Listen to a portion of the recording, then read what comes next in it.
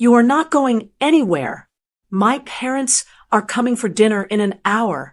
Hurry up, clean this mess, fry those steaks, make the salad, and get the table set for 6 people. My daughter-in-law, Vicky, slammed the heavy grocery bags onto the counter. Before I could even stand up, she snatched my phone off the table and marched toward the front door. I stood paralyzed. Before I tell what happened, drop your city in the comments and subscribe. Ready for an amazing story? Let's begin. My hand shook just a little as I lifted the coffee mug to my lips. It wasn't from age, and it wasn't from the caffeine. It was nerves. Good nerves. The kind you get when you know something big is about to happen. I looked at the microwave clock. 12:45 p.m. I had exactly 1 hour and 15 minutes. The house was quiet, a rare, beautiful silence that I hadn't felt in this home for 4 years. The blinds were drawn just right to keep the harsh Texas sun off my face, casting a soft, professional light across the dining room table. In front of me sat my laptop, open and humming. The screen displayed the waiting room for a Zoom meeting scheduled for 2 p.m. sharp. This wasn't just a meeting. It was a lifeline. It was a final interview for a remote administrative assistant position. The pay wasn't a fortune, but it was enough. Enough to rent a small, 1-bedroom condo in Florida near my sister. Enough to buy my own groceries. Enough to leave this house in Plano, where I had become less of a person and more of a piece of furniture. I smoothed the front of my blue blouse. I hadn't worn it since my husband, Frank, passed away, but on the computer screen, it looked crisp. It looked like me, the woman I used to be before I became just Dennis's mother, or worse, Vicky's help. I took a deep breath, practicing my opening line for the interviewer. Good afternoon, my name is Diane Moreno, and I have over 30 years of experience in office management. The front door exploded open. The sound shattered my focus instantly. The heavy oak door slammed against the wall, vibrating the floorboards under my feet. The silence I had carefully cultivated vanished, replaced by the chaotic clatter of high heels on hardwood and the rustle of heavy plastic bags. Vicky, my daughter-in-law, stormed into the hallway, her face flushed and her hair slightly windblown. She wasn't supposed to be here. She had told Dennis she was spending the day at the spa and then meeting friends. Dennis was at work. The house was supposed to be mine until 5 p.m. You're not going anywhere. Vicky shouted before she even fully entered the room. She didn't say hello. She never said hello anymore. She marched into the dining room, carrying 3 overflowing grocery bags. She dropped them onto the kitchen island with a heavy thud. A carton of eggs rattled dangerously. The smell of raw meat and butcher paper wafted through the open pass-through window. Vicky, I started, half rising from my chair. What are you doing? I thought you were. Plans changed. Disaster. Absolute disaster. She snapped, not looking at me. She was frantically pulling items out of the bags. A massive tray of ribeye steaks. A bag of potatoes. A plastic container of expensive salad greens. My parents are coming. They're driving down from Oklahoma. They just called. They'll be here in an hour. My stomach dropped. An hour? Vicky, I can't. They think I made a home-cooked meal, she interrupted, her voice rising in that shrill tone she used when she wanted to drown me out. I told my mother I've been practicing that steak recipe she loves. I told them I'm serving dinner at 2:30. I need to impress them. Diane, my dad is finally thinking about helping us with the down payment for the lake house, but only if he thinks I've got our domestic life in order.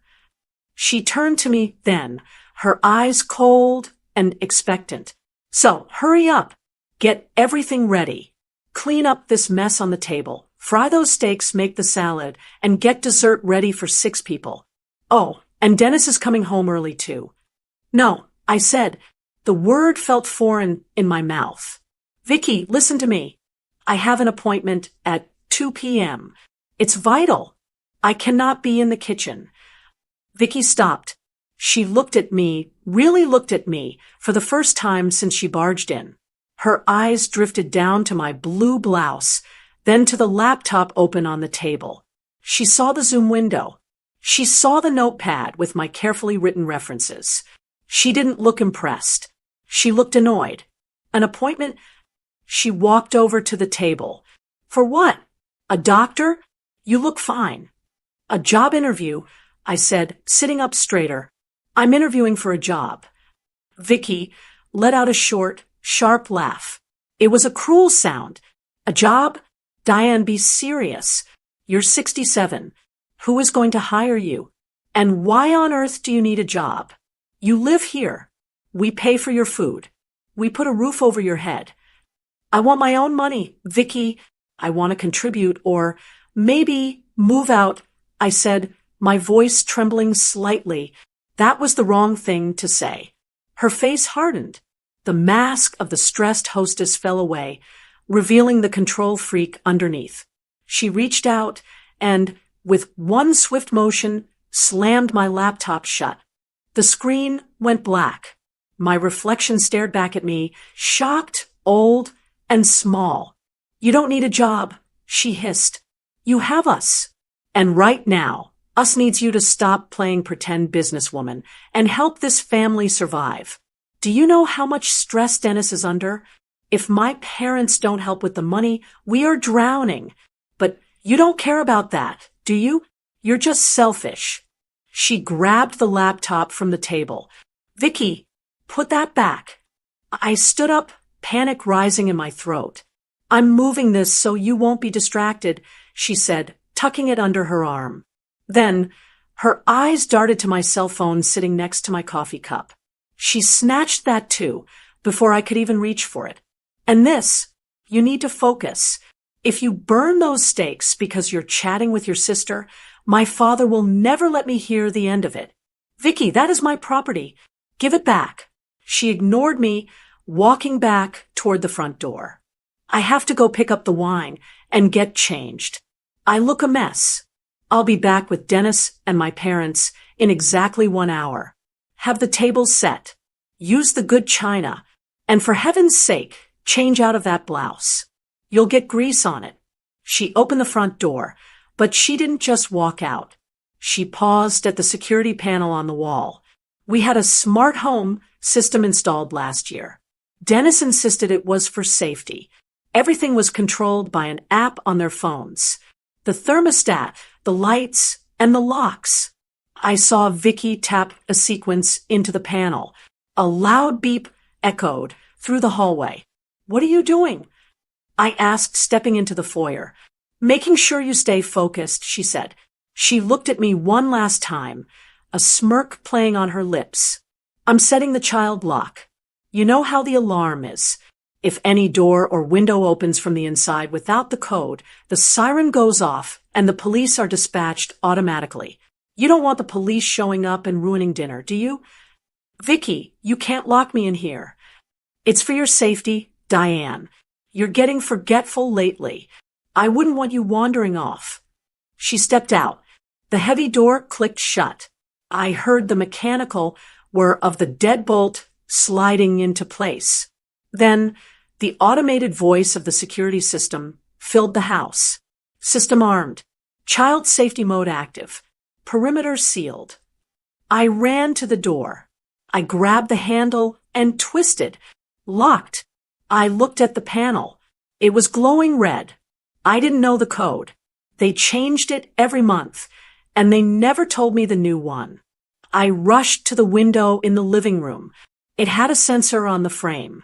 If I cracked it open more than an inch, the ear-piercing siren would scream. The police would come. Vicky's parents would arrive to find police cars in the driveway. It would be a humiliation. Vicky would spin it. She would tell everyone I had a dementia episode. She would tell the police I was confused. I was trapped. I stood in the middle of the living room, my heart hammering against my ribs. My laptop was gone. My phone was gone. The landline had been disconnected months ago because Vicky said nobody uses them anymore. I walked back into the kitchen. The only sound in the entire house was the low, steady hum of the refrigerator. On the counter, the pile of bloody steaks sat in a heap, slowly thawing, bleeding onto the granite. I looked at the microwave clock. 12:55 p.m. I had missed my prep time. In 65 minutes, my interview would start. In 60 minutes, Vicky would return with her parents, expecting a feast. She thought she had won. She thought she had stripped me of my options, locked me in a box, and forced me to serve her.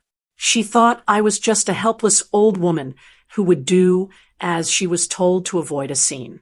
I looked at the raw meat. I looked at the knife block. The tears I wanted to cry didn't come. Instead, my hands curled into fists. She wanted a dinner. She wanted a show for her parents. I stared at the locked door. The clock ticked. I stared at the pile of raw ribeye steaks on my granite countertop. The blood was pooling inside the plastic wrap, dark and unappealing. Beside them, the bag of potatoes sat like a lump of coal. In any other life, this would just be dinner. But right now, looking at that meat felt like looking at the shackles of a prisoner. People look at women my age, and they see two things: weakness or confusion. They think because we move a little slower or because our skin is softer, that our minds have gone soft too. They think we don't notice when we are being used. They think we are just happy to be included, happy to have a roof over our heads, happy to be useful. I am not weak, and I am certainly not confused. I am just tired, bone-deep tired. I lean my hip against the counter, taking the weight off my knees. My eyes traveled around the kitchen. It wasn't just a room, it was a history book. My husband, Frank, and I bought this house 35 years ago. It was a fixer-upper then. We scraped popcorn ceilings until our shoulders burned. We sanded these floors on our hands and knees. Frank built these cabinets himself. He was so proud of the crown molding. I remember him standing right where I was standing now, covered in sawdust, drinking a beer, telling me that this house was our legacy. It was supposed to be our sanctuary. When Frank passed away 5 years ago, the silence in the house was deafening. I missed him every single hour of every single day. But it was my house. I had my garden. I had my book club. I had my quiet mornings with coffee and the crossword puzzle. Then came the phone call. It was 4 years ago. Dennis called me, sounding frantic. He and Vicky had been renting a high-end apartment downtown, living far beyond their means, and the rent had just skyrocketed. They wanted to buy a house, he said, but they needed to save for a down payment. Just 6 months, Mom, he had pleaded. We just need to stack some cash. We'll stay in the guest room. You won't even know we're there. I said yes. Of course I said yes. He was my son. Frank would have wanted us to help. Temporarily. That was the word they used. I remember the day they moved in.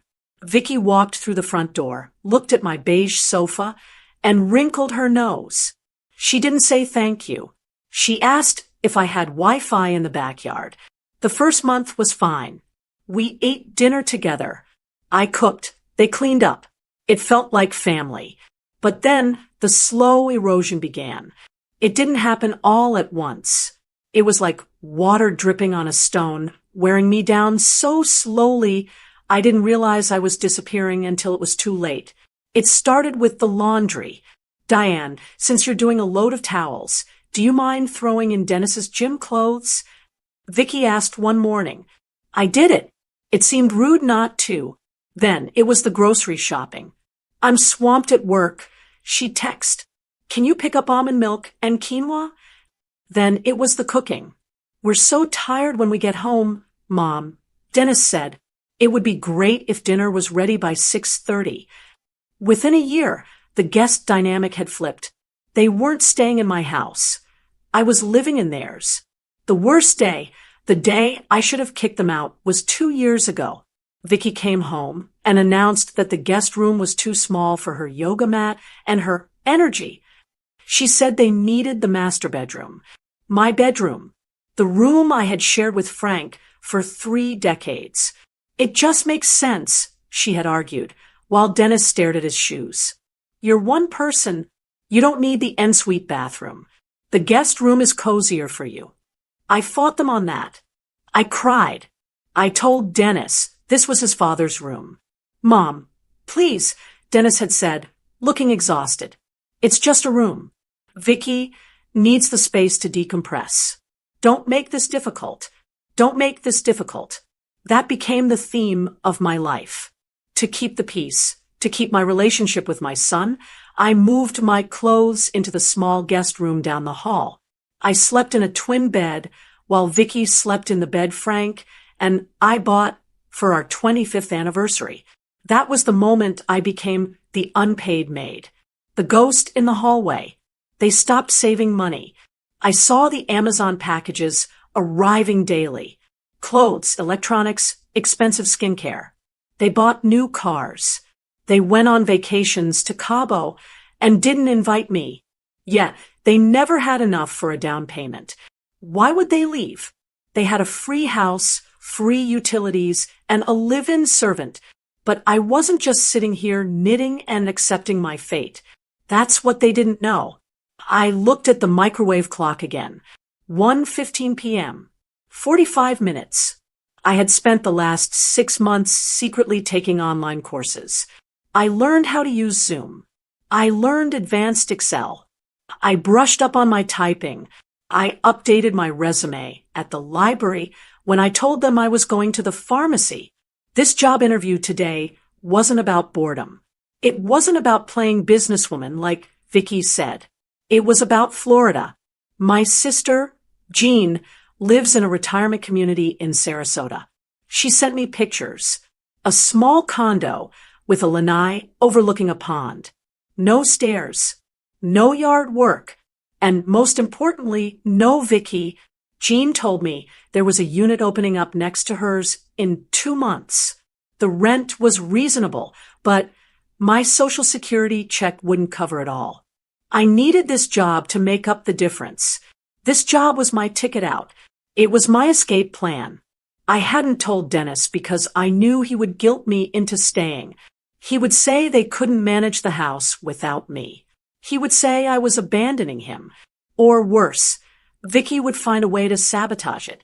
And she just had. She knew. Deep down, she had to know.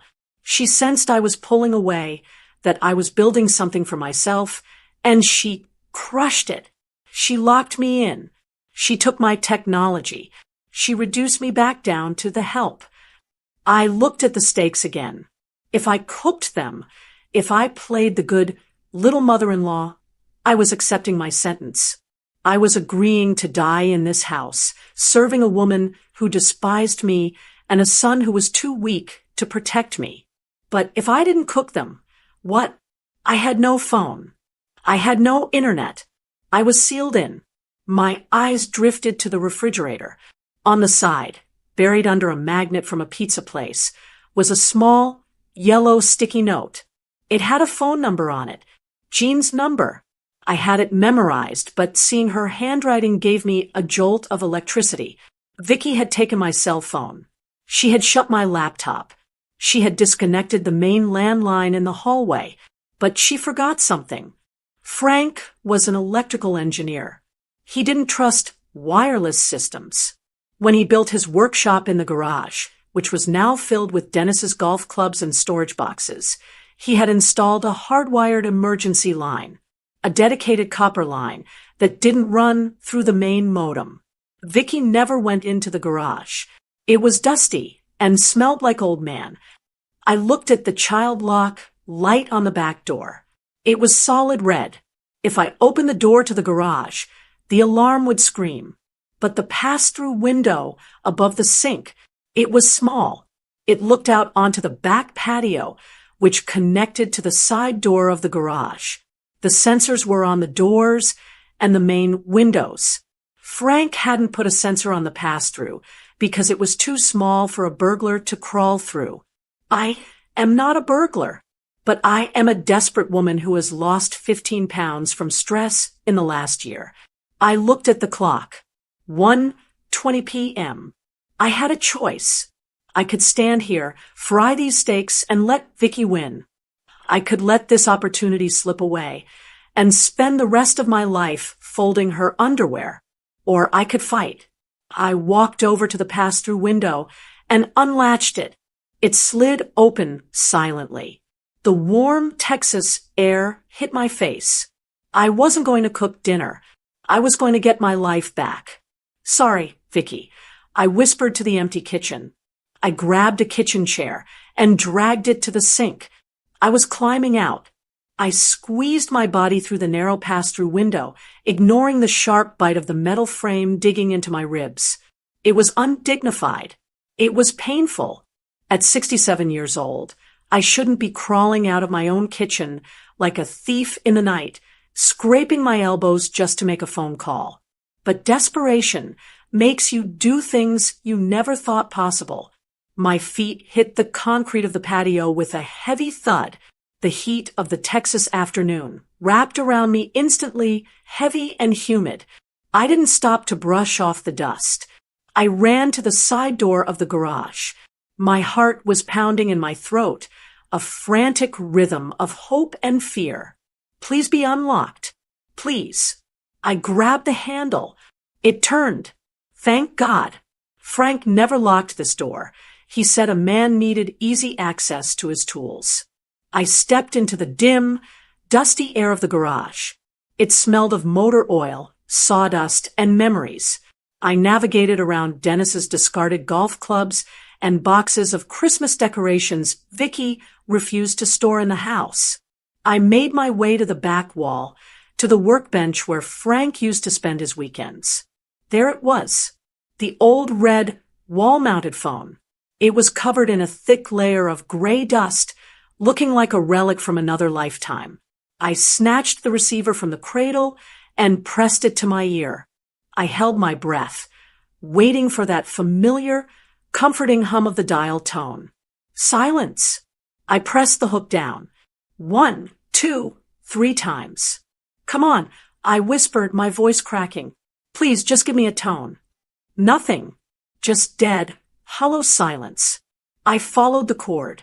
It ran down the wall and into the newly installed junction box near the floor. The wire wasn't cut. It was plugged in, but the little green light on the modem box next to it was dark. Then I remembered. 3 months ago, Vicky had switched our internet provider. We're bundling everything, she had said, tapping away on her tablet. It's cheaper to go full digital. No need for old-fashioned copper lines anymore. Diane. Nobody uses them. She hadn't just disconnected the phones in the house. She had canceled the landline service entirely. She knew I relied on it when the Wi-Fi acted up. She knew it was my safety net, and she had cut it without a second thought. I dropped the receiver. It swung against the wall, banging hollowly against the pegboard. I was completely cut off. Defeated, I walked back to the patio and stared at the pass-through window. I had to climb back in. I had to crawl back into my prison. The physical exertion was exhausting, but the emotional weight was heavier. I dragged a patio chair over, climbed up, and shimmied back into the kitchen, landing awkwardly on the counter next to the thawing steaks. I slid to the floor, my legs shaking. I looked at the smart home panel by the back door. It was glowing with that menacing red lock icon. I walked over to it, my fingers trembling. I tried the code, Frank, and I used for our alarm years ago, 1-9-8-0, the year we were married. Invalid code, the automated voice chirped cheerfully. I tried Dennis's birthday. Invalid code. I tried the last 4 digits of my social security number. Invalid code. System will lock out after 1 more failed attempt. I slumped against the wall.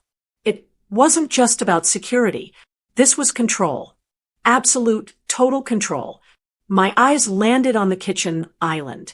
In the chaos of her exit, Vicky had left my laptop there. She hadn't taken it with her. She had just shut it and shoved it aside to make room for the groceries.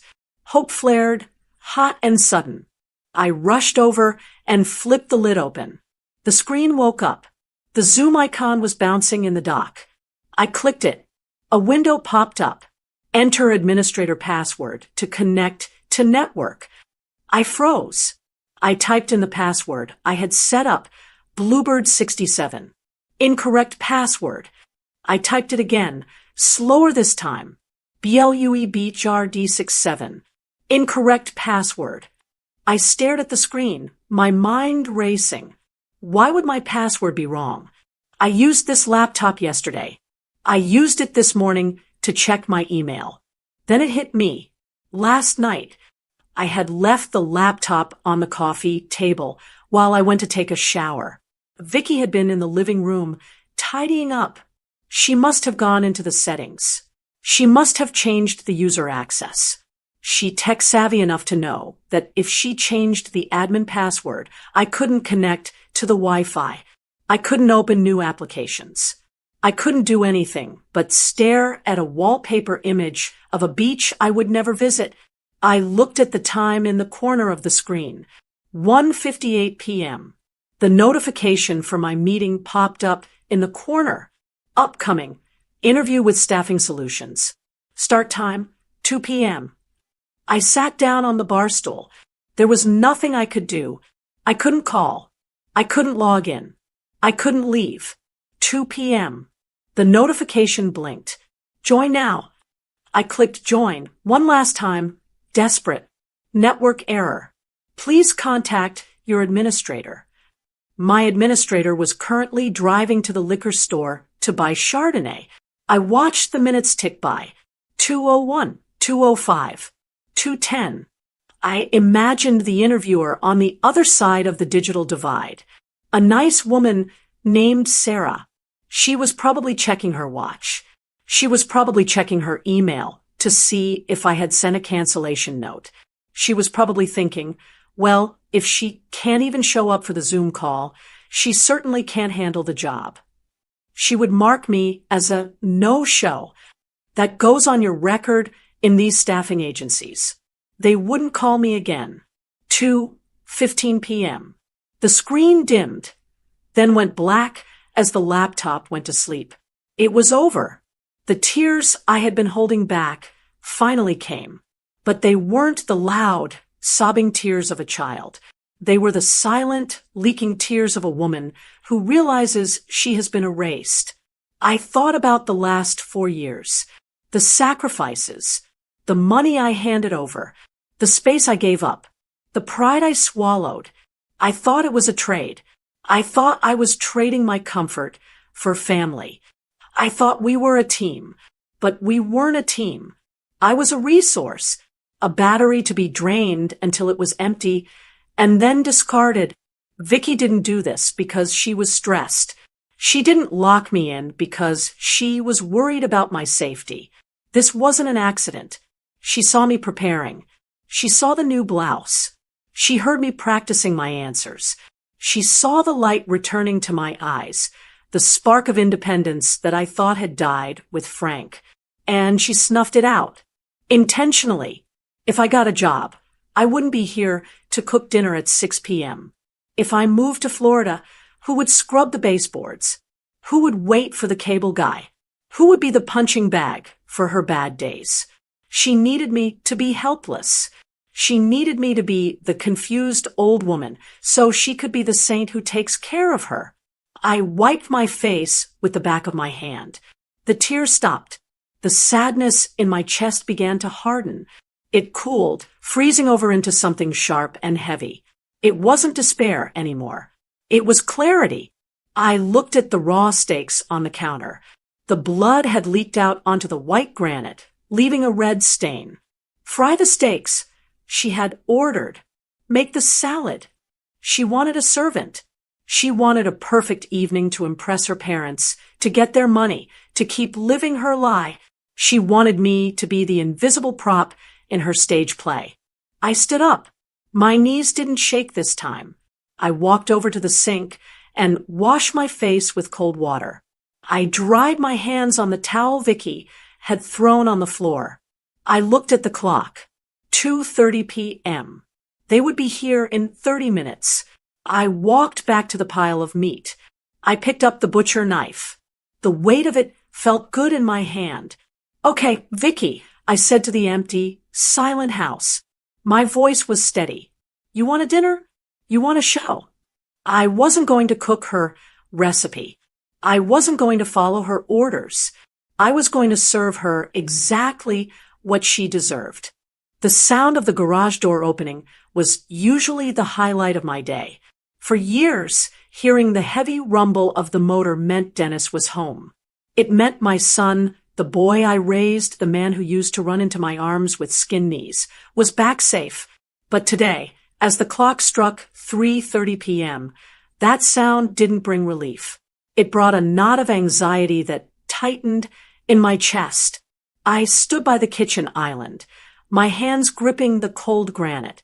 I hadn't moved much since 2:30. I had just stood there, staring at the black screen of my laptop, listening to the silence of the house, waiting. The door from the garage opened. The alarm didn't scream this time. Dennis had the master code. He walked in, loosening his tie, his suit jacket slung over one arm. He looked exhausted. His shoulders were slumped, and there were dark circles under his eyes. He worked hard. I never denied that. He was a project manager for a construction firm, and the stress was eating him alive. He looked up and saw me. He didn't smile. He just scanned the room. He looked at the clean counters. I had wiped up the blood from the steak packaging, the swept floor, and the quiet order of the kitchen. He let out a long, audible breath of relief. "Oh, thank God," he said, dropping his keys on the counter. Vicky texted me in a panic. She said the house was a disaster zone, and you were having a moment. But this looks fine, Mom. It looks great. He walked past me to the fridge, grabbing a bottle of water. He didn't hug me. He didn't ask how I was. He was just glad the problem, me, wasn't causing a scene.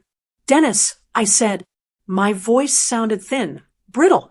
He twisted the cap off the water and took a long drink before looking at me. "What? Is the food started? Her parents are going to be here in like 45 minutes. You know how her dad is about punctuality." "She locked me in," I said. I didn't scream it. I just said it. Dennis paused, the bottle halfway to his mouth. "What?" "Vicky." She set the child lock on the security system. She took my phone.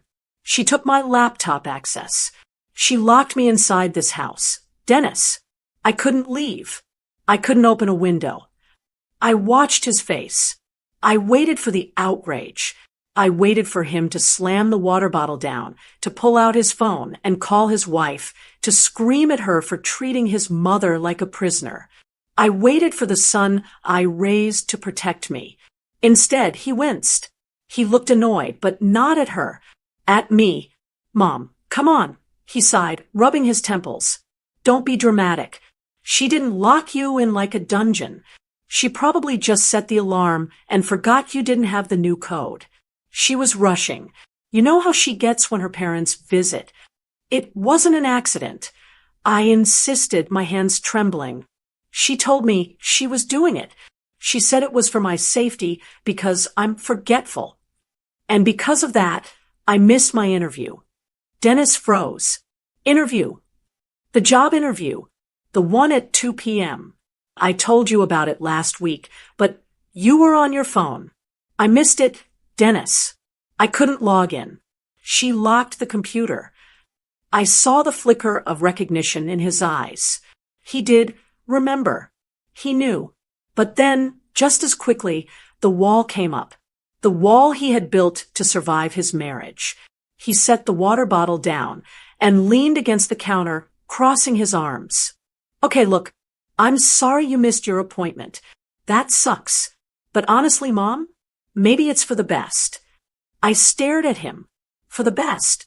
Yeah, I mean, why are you stressing yourself out trying to work? He gestured around the kitchen, encompassing the stainless steel appliances, the granite, the expensive house. You have us. We take care of you, don't we? You don't pay rent. You don't pay for groceries. You don't pay utilities. You have a pretty good life here. Why do you need to go work as a secretary for some stranger? It's not about the money, Dennis. It's about dignity. I want to move out. I want to go to Florida, near Jean. He laughed, a short, dismissive scoff. Florida? Mom, be realistic. You can't live alone. You're getting older. Who's going to help you? Who's going to watch out for you? You need us. I need you. I stepped closer to him. Dennis, I cook your meals. I clean your underwear. I wait for the plumber. I water the lawn. You don't need me to be safe. You need me to be free labor. His face hardened. That's not fair. We are a family. Families help each other. Vicky is under a lot of pressure right now. Her dad is dangling this money over our heads. And if we get it, we can finally pay off the credit cards. We need this dinner to go perfectly. We need you to be on the team. The team, I whispered, is locking your teammate in the house part of the game plan. Stop saying that, he snapped. His voice echoed in the kitchen. She didn't mean it like that. She's just intense. She wants things perfect. Can't you just support her this one time? Can't you just suck it up for one evening? So I don't have to listen to her scream all night. There it was. The truth. He didn't care about the lock. He didn't care about my job. He didn't care about my feelings. He just wanted a quiet night. He wanted to avoid Vicky's wrath. And if that meant sacrificing me, he was willing to do it. He was throwing me to the wolves so they wouldn't eat him. He wasn't the boy with the skinned knees anymore. He was a stranger in a suit, terrified of his own wife. He walked over to the pantry door, where Vicky had hung her hostess apron, a frilly, ridiculous thing she bought for photos but never wore. He grabbed it. He walked back to me and held it out. Please, Mom, he said, his voice softened, using that tone he used when he wanted money in college. Just fry the steaks. Make the salad. Set the table. Do it for me? I'm begging you. I can't handle a fight tonight. Just get through dinner, and we can talk about the lock thing tomorrow. I looked at the apron. It was white with little embroidered lemons on it. It looked like a costume. I looked at my son. He was pleading with me to accept my chains. He was asking me to validate his wife's abuse because it was easier for him. Something inside me broke. It wasn't a loud crack. It was a quiet final severance. The tether that held me to this house, to this obligation, to this guilt, it just snapped. I realized then that I had no one. My husband was gone. My son was gone, replaced by this coward. I was completely alone. And strangely, that realization didn't make me sad. It made me powerful. If I had no one to protect, I had nothing to lose. I reached out and took the apron from his hand. Okay, I said softly. Dennis slumped with relief. He actually smiled. Thanks, Mom. You're the best. I knew I could count on you. I'm going to go change and wash up. They'll be here soon. He started to walk away, confident that the crisis was averted. He thought he had managed me. He thought a little charm and a little guilt were all it took to put me back in my box. Dennis, I called out. He stopped at the doorway and looked back. Yeah, I'll make sure dinner is unforgettable, I said. He gave me a thumbs up. That's the spirit. Make it delicious. He turned and walked up the stairs, whistling a low tune, oblivious. He didn't see the look in my eyes. He didn't see that I wasn't putting the apron on to cook. I was putting it on to perform. He didn't know that unforgettable didn't mean delicious. It meant permanent. I tied the apron strings around my waist. I walked over to the pile of raw meat. I wasn't going to fry these steaks. Not for them. I picked up the tray. I looked at the garbage disposal. No, that was too noisy. I looked at the trash compactor. Perfect. I opened the compactor drawer. I slid the expensive prime-cut ribeye steaks, all 6 of them, directly into the bin. I added the bag of potatoes. I added the expensive salad greens. I pressed the button. Crunch. Grind. Silence. The dinner was gone. Now, it was time to set the table. I looked at my son. He was pleading with me to accept my chains. He was asking me to validate his wife's abuse because it was easier for him. Something inside me broke. It wasn't a loud crack. It was a quiet final severance. The tether that held me to this house, to this obligation, to this guilt. It just snapped. I realized then that I had no one. My husband was gone. My son was gone, replaced by this coward. I was completely alone. And strangely, that realization didn't make me sad. It made me powerful. If I had no one to protect, I had nothing to lose. I reached out and took the apron from his hand. Okay, I said softly. Dennis slumped with relief. He actually smiled. Thanks, Mom. You're the best. I knew I could count on you. I'm going to go change and wash up. They'll be here soon. He started to walk away, confident that the crisis was averted. He thought he had managed me. He thought a little charm and a little guilt were all it took to put me back in my box. Dennis! I called out. He stopped at the doorway and looked back. Yeah, I'll make sure dinner is unforgettable, I said. He gave me a thumbs up. That's the spirit. Make it delicious. He turned and walked up the stairs, whistling a low tune, oblivious. He didn't see the look in my eyes. He didn't see that I wasn't putting the apron on to cook. I was putting it on to perform. He didn't know that unforgettable didn't mean delicious. It meant permanent. I tied the apron strings around my waist. I walked over to the pile of raw meat. I wasn't going to fry these steaks. Not for them. I picked up the tray. I looked at the garbage disposal. No, that was too noisy. I looked at the trash compactor. Perfect. I opened the compactor drawer. I slid the expensive prime-cut ribeye steaks, all 6 of them, directly into the bin. I added the bag of potatoes. I added the expensive salad greens. I pressed the button. Crunch. Grind. Silence. The dinner was gone. Now, it was time to set the table. The kitchen was quiet again. The hum of the refrigerator seemed louder now, but it didn't sound like a prison sentence anymore. It sounded like a countdown. Dennis was upstairs. I could hear the pipes rattling as he turned on the shower. He was washing away the construction dust, washing away the guilt of leaving his mother trapped in a kitchen, preparing to play the role of the happy, successful son. He thought I was down here dutifully seasoning meat, peeling potatoes, and crying silent tears into the sink like I usually did. He was wrong. I stood in the center of the kitchen. The trash compactor was silent, holding the secret of the $600 worth of ribeye steaks I had just crushed into a cube of waste. Make it unforgettable, he had said. I wiped my hands on the lemon print apron. My heart was beating slow and steady, a heavy drum in my chest. The panic was gone. The sadness was gone. All that was left was a cold, sharp clarity. I needed to sell the lie for just 30 more minutes. I walked over to the stove. If the house didn't smell like food, Dennis would come down too early. I grabbed a skillet and set it on the burner.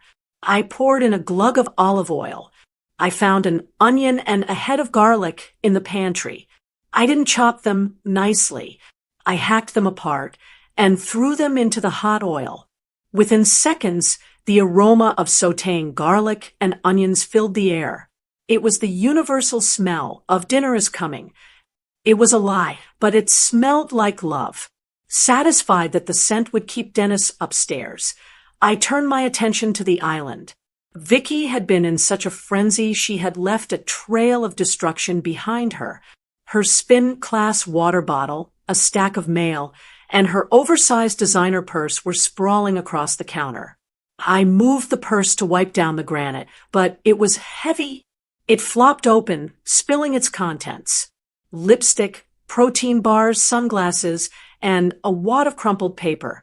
I started to shove the paper back in, but the logo caught my eye. The Galleria. That was the high-end mall downtown. The one Vicky claimed she hadn't visited in 6 months because they were tightening their belts. I smoothed out the paper. It was a receipt. The date was yesterday at 4:15 p.m. Store, Lux Leather Goods. Item, 1X quilted lambskin tote, black. Total, $3,250. Asterisk payment method, joint checking $45.90. My breath hitched. I stared at the numbers. $3,250. Yesterday, Dennis had sat at this very table, head in his hands, telling me they couldn't afford to fix the leak in the guest bathroom ceiling. He had told me that asking for $50 for a new pair of walking shoes was pushing it. He had told me they were barely making the mortgage. We need this dinner to go well, so her dad will help us, Dennis had said. They weren't broke. They were thieves. They were stealing my labor, stealing my peace, and claiming poverty while wearing the price of a used car on their shoulder. I looked at the receipt, then at the trash compactor. This wasn't just a piece of paper. This was ammunition. I folded the receipt carefully, sharp corners and straight lines, and slid it into the pocket of the apron. I needed more. If this was going to be a trial, I needed evidence. I looked around the kitchen. Vicky had taken my phone. She had locked my laptop, but in her arrogance, she had made a mistake. She always did. She assumed I was too technologically illiterate to be a threat. Sitting on the charging dock, near the coffee maker, was the family tablet, the iPad that controlled the house. I walked over to it and tapped the screen. It prompted for a passcode. I didn't know it. My heart sank. Of course, she locked this too. But then I saw the notifications stack on the lock screen. Alert. Smart home, front door locked, manual override. Alert. Smart home, child safety mode activated by user. Vicky. Time. 12:48 p.m. I didn't need to unlock the iPad. The evidence was right there on the notification screen. I walked over to the desk in the corner of the kitchen. The command center, Vicky called it. There was a wireless printer there. I had learned how to use the AirPrint feature during my secret computer classes. I held the iPad up, pressed the side buttons, and took a screenshot. Snap. I tapped the share icon on the screen. Printer, living room HP. I held my breath. The printer whirred to life. A single sheet of paper slid out. I picked it up. It was perfect.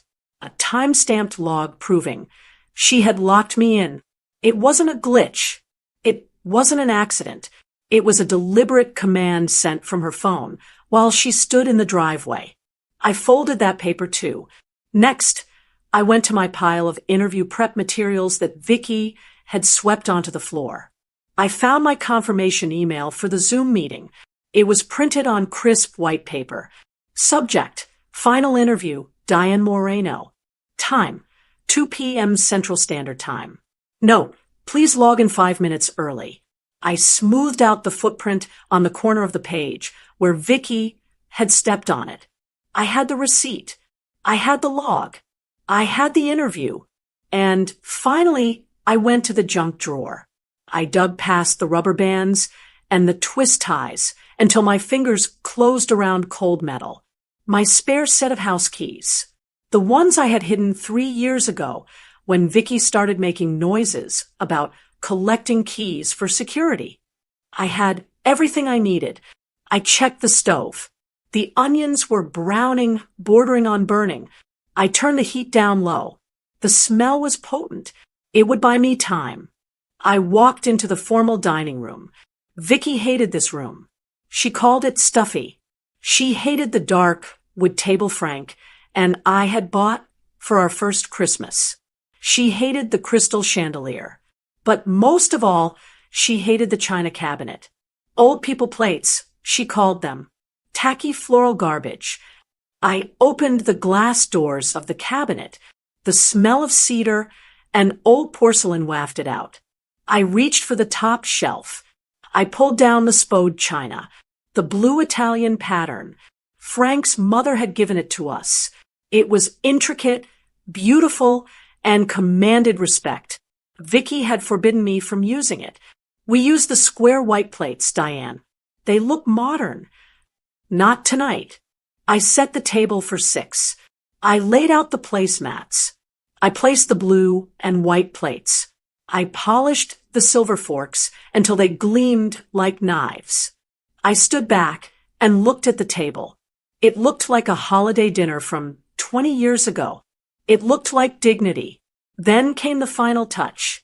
I walked around the table, placing the cloth napkins.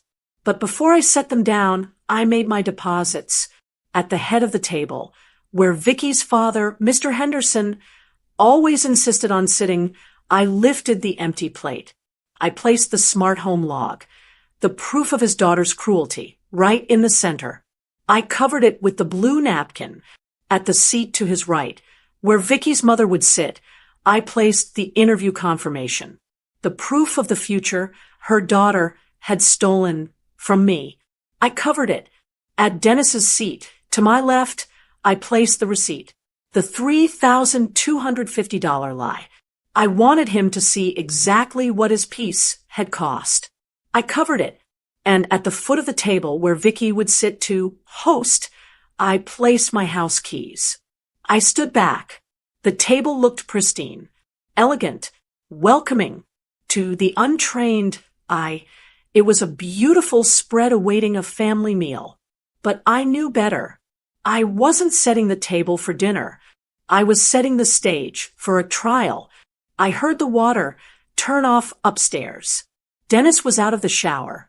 I walked back into the kitchen, stirred the burnt onions, and waited.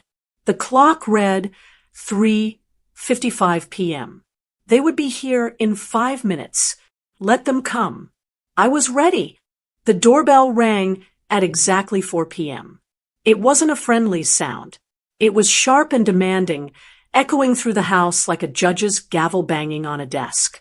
I stood in the kitchen, wiping my hands on the lemon print apron one last time. I took a deep breath. My heart wasn't racing anymore. It was beating with a slow, heavy rhythm. Thump, thump, thump. Upstairs, I heard Dennis scrambling. Heavy footsteps rushed across the landing. He was running down the stairs, fixing his tie, desperate to get to the door, before Vicky's father had to wait more than 10 seconds. I stayed where I was. I checked the stove. The burner was on low, keeping the skillet of burnt onions warm. The smell was thick and savory, masking the fact that the oven was stone cold. It was the smell of a lie, and it was perfect. I heard the front door open. Robert, Eleanor, you made good time. Dennis's voice was too loud, pitched high with nervous energy. The traffic on 75 was a nightmare. A booming voice replied. That was Robert Henderson. He didn't say hello. He lodged a complaint. That was his way. He was a man who thought the world existed to inconvenience him. Well, you're here now, Dennis said. Come in, come in. Vicky is just finishing up in the kitchen. I hope she didn't overcook the meat. A woman's voice drifted in. Eleanor, last time we were here, the roast was dry. You know, Robert can't digest dry meat. I smoothed my hair. I stood up straight. I put on a smile that didn't reach my eyes. Then the garage door opened. Vicky, she burst into the kitchen from the side door, carrying 2 bottles of expensive red wine. She looked frantic. Her hair was perfectly styled. Her makeup was fresh, but her eyes were wild. She was sweating through her foundation. She saw me standing there. She saw the clean counters. She smelled the onions. Relief washed over her face, followed immediately by her usual arrogance. She didn't say sorry.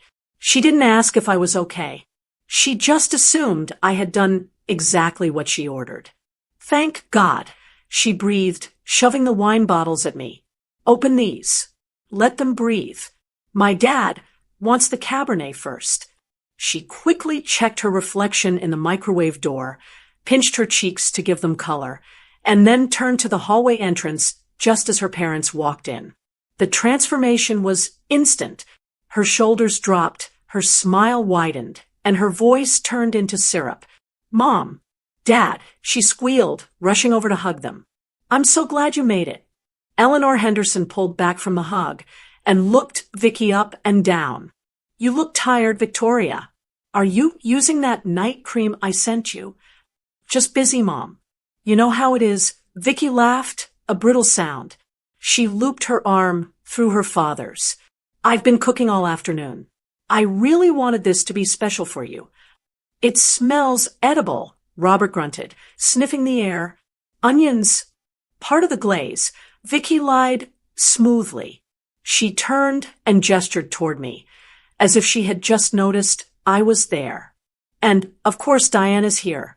She's been helping me with the prep work. You know how she likes to feel useful. She said it with such condescension, framing me as a toddler who had been given a distraction so the adults could work. I stepped forward. I held the wine opener in one hand and the bottle in the other. Hello, Robert. Hello, Eleanor, I said. My voice was calm. Steady. Eleanor looked at me, her eyes darting to my apron. Hello, Diane. I see you're still wearing that apron. I thought you were retired. I am, I said, smiling at Vicky. But when family calls, you answer. It was my pleasure to help Vicky today. I wanted everything to be perfectly transparent. Vicky's smile faltered for a fraction of a second. She looked at me sharply, trying to decipher my tone. But I just turned and began opening the wine. Well, let's sit, Robert commanded. I'm starving. I didn't eat lunch. Of course, Dad, Vicky said. Let's go into the dining room. Diane, can you bring the food out? I'll bring it out when everyone is seated. I said, it needs to rest. Vicky rushed past me to whisper in my ear, her voice dropping to a hiss so her parents couldn't hear. Did you fry them? Why is the oven off? I don't feel any heat. I looked her dead in the eye. It's all taken care of, Vicky. Don't worry. It's done. She searched my face for a second. She wanted to check the pots. She wanted to look in the oven. But Robert was already walking toward the dining room, complaining about the humidity. She couldn't leave him. She had to trust that her doormat mother-in-law had done the job. It better be perfect, she whispered. Then she spun around and followed her parents. Right this way. Wait until you see the table. I waited a beat. I listened to their footsteps on the hardwood. I heard the gasp from Eleanor. Oh, Eleanor said, is that the blue Italian spode? I walked into the dining room. The table looked magnificent. The crystal sparkled under the chandelier. The blue and white china, which had been packed away in boxes for 4 years because Vicky called it tacky, looked regal. It demanded respect. Yes, Vicky was saying, recovering quickly, I thought we should bring out the heirlooms tonight for a special occasion. Well, finally, Robert said, pulling out a chair. I was getting tired of those square cafeteria plates you usually use. This looks like a proper table. Vicky forced a laugh. I'm glad you like it. Everyone moved to their seats. Robert went to the head of the table. Eleanor went to his right. Dennis, looking pale and sweating, went to the left. Vicky walked to the foot of the table, the hostess spot. But I was already there. I stood behind the chair at the foot of the table. The chair Vicky considered her throne. Vicky froze. Her eyes widened. Diane, she said, her voice tight. That's my seat. You sit on the side, next to Dennis. The room went quiet. Robert looked up, annoyed by the delay. Eleanor raised an eyebrow. Actually, I said, my voice projecting clearly in the silent room. I cooked the meal, Vicky. In my house, the cook sits at the head or the foot. You can sit on the side. Vicky's face turned bright red. She opened her mouth to argue, to tell me to move, to remind me that it was her house now. But she couldn't, not in front of her father, not when she was trying to play the perfect, benevolent daughter-in-law. If she caused a scene now, she looked petty. Fine, she snapped, pulling out the side chair next to her mother. It doesn't matter. Let's just eat. She sat down, fuming. Dennis wouldn't meet my eyes. He was staring at his empty plate, terrifyingly aware that the script had changed, but having no idea how the movie would end. I pulled out the chair and sat down. For the first time in 4 years, I was sitting at the head of my own table. I looked down the length of it. I saw Robert, impatient. I saw Eleanor, critical. I saw Dennis, cowardly. And I saw Vicky, seething. They were all looking at me. They were waiting for me to get up and fetch the heavy platter of steaks. They were waiting to be served. Vicky cleared her throat. Well, Diane, the food. Yes, Robert grunted. Let's get on with it. I folded my hands on the table. I didn't move to get up. We will eat in a moment, I said. But first, I realized we haven't been honest with each other lately. Mom, what are you doing? Dennis whispered, his voice trembling. Honest. Vicky laughed nervously. Diane, don't be weird. Dad is hungry. Hunger is a powerful thing, I said, looking at Vicky. It makes people do desperate things, like lying, or stealing, or locking people in houses. The silence that fell over the room was instant and heavy. You could hear a pin drop. Vicky's smile vanished. What are you talking about? I prepared a special appetizer, I said, looking around the table. It's right in front of you. I gestured to the blue cloth napkins resting on their empty plates. Before I bring out the main course, I said, I'd like everyone to lift their napkins. Vicky stood up halfway. No, I don't know what games she's playing, but sit down, Victoria. Robert barked. He didn't like being told what to do, and he was curious. He looked at me, then at the napkin. Lift them, I said, and one by one they did. The sound of 4 cloth napkins being lifted simultaneously was a soft rustle, like the whispering of dry leaves. It was a quiet sound, but in the tense silence of that dining room, it felt like the rumble of an approaching storm. I sat perfectly still, my hands clasped on the table, watching their faces. I wasn't the nervous, fluttering woman they expected. I was the judge, and the evidence had just been entered. Robert was the first to react. He picked up the paper I had placed on his plate, the smart home log. He squinted at it, adjusting his glasses. He was a man of details, a man who built a business on reading the fine print. He wouldn't just glance at it. He would analyze it. What is this? He grumbled, pulling the paper closer to the chandelier light.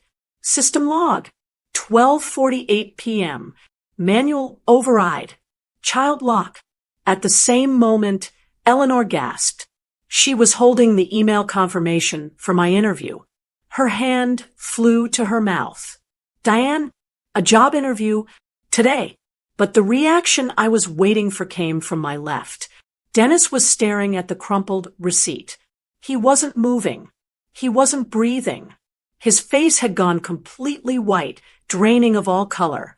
He looked at the numbers, $3, 250.00. And then he looked at the date. Yesterday. Dennis, Vicky asked, her voice trembling. She hadn't looked at her own plate yet. She was too busy scanning the room, trying to figure out where the attack was coming from. What is that? Dennis slowly lifted his head. He looked at his wife. You bought a bag? Vicky froze. What? You told me we couldn't afford to fix the roof, Dennis said, his voice barely a whisper. You told me we didn't have money for the plumber. I canceled my gym membership. I've been taking leftovers to work for 6 months. He held up the receipt, his hand shaking with rage. You spent $3,000 on a handbag yesterday. Vicky's eyes widened. She lunged for the paper. That's old. That's from years ago. She's digging through trash to frame me. It's dated yesterday, Victoria, I said calmly. My voice cut through her panic like a knife. Vicky spun on me. You shut up. You senile old bat. You're confused. You don't know what you're doing. I know exactly what I'm doing, I said. Dad. Vicky turned to Robert. Desperate. Don't listen to her. She's having an episode. She's been forgetting things lately.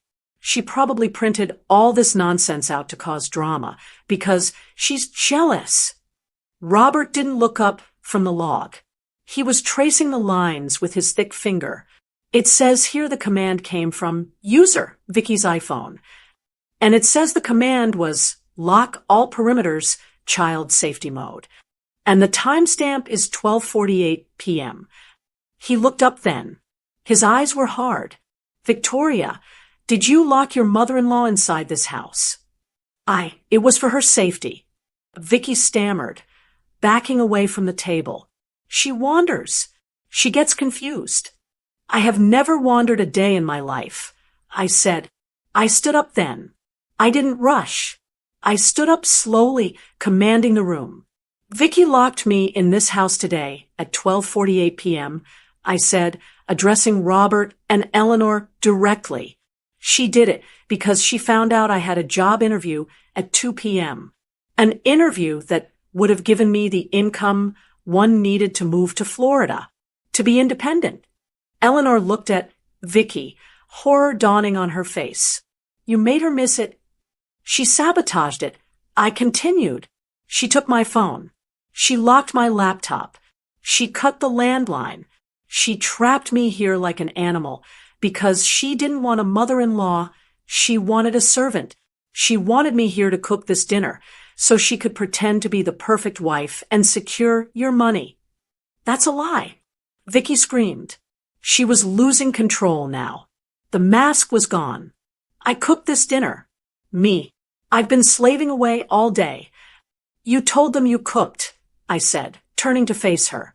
You lied. You told Dennis, we have no money while you were shopping at the Galleria. You lied. You told me we were family.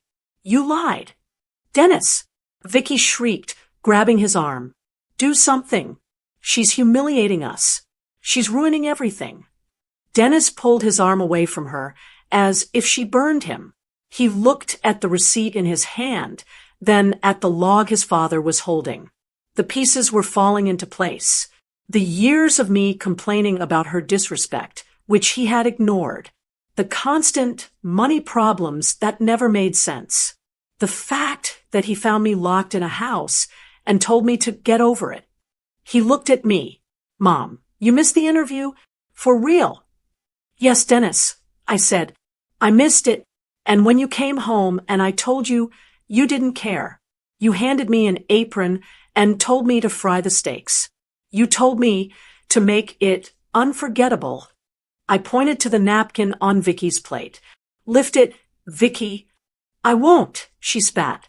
Lift it, Robert commanded. His voice was a growl. Vicky's hand trembled as she snatched the blue napkin off her plate. Underneath sat my key ring, the house key, the garage key, the mail key, the keys to the prison I had lived in for 4 years. What is this? Vicky whispered. My resignation, I said. The room was silent again, save for the heavy breathing of Robert Henderson. He looked at his daughter with a mixture of disappointment and disgust. You locked a 67-year-old woman in a house. Robert asked, his voice low and dangerous, to force her to cook. Is this how we raised you? Dad, she's exaggerating. I needed help. You needed a slave, Eleanor said softly. She looked at me, her eyes wet. Diane, I am so sorry. I had no idea. Where is the food? Robert asked suddenly. He looked at the large silver platter in the center of the table, covered by a heavy domed lid. You said you cooked, Diane. Is there at least dinner? Or is this all just theater? Vicky seized on this. Yes, the food. See, she cooked. The house smells like onions and steak. She's lying about everything else, but she cooked. She's still the maid. She looked at me with a triumphant sneer. Open it, Diane. Serve the food. Do your job. She thought she still had me. She thought that because the house smelled of food, I had capitulated in the end. She thought that even if I was angry, my conditioning to serve would override my pride. I smiled. It was a cold smile. You want the dinner I prepared? I asked. Serve the damn steaks. Vicky shouted. I reached out and grabbed the handle of the silver lid. The metal was cool to the touch. Everyone leaned in. Dennis, hoping for a distraction. Robert, hoping for a meal. Vicky, hoping for a victory. I lifted the lid. Steam did not rise. The savory scent of roasted meat did not waft out. The platter was empty. It was stark white, clean, and glistening under the chandelier light. Not a crumb. Not a drop of gravy. Just empty, cold porcelain. The silence that followed was absolute. Vicky stared at the empty platter. Her mouth opened, but no sound came out. She looked at the kitchen, then back at the platter. But the smell, the onions. I burned 3 onions in a skillet to cover the smell of your failure. I said. I placed the lid gently back onto the table with a soft clink. Where are the steaks? Dennis asked, his voice hollow. The ribeyes? They were $60 a pound. They are in the trash compactor, I said, along with the potatoes. And the salad. I untied the lemon print apron. I pulled the loop over my head. I didn't throw it. I folded it neatly and placed it on the table next to the empty platter. I didn't fry the steaks, Vicky, I said, looking her dead in the eyes as her world crumbled around her. I packed my bags. I turned to the hallway where my suitcase was waiting by the door. Enjoy your evening, I said. I believe there's a pizza place down the street. The dining room didn't just explode. It imploded. I walked out of the room, my heels clicking on the hardwood floor, with a rhythm that felt like freedom. Behind me, the dam finally broke.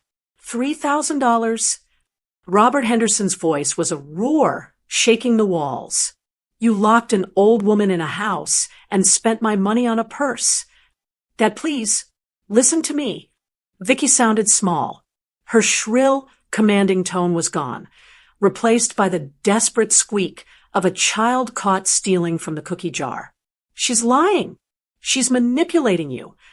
The receipt isn't lying, Victoria. Dennis shouted. It was the first time in 4 years I had heard him raise his voice at her.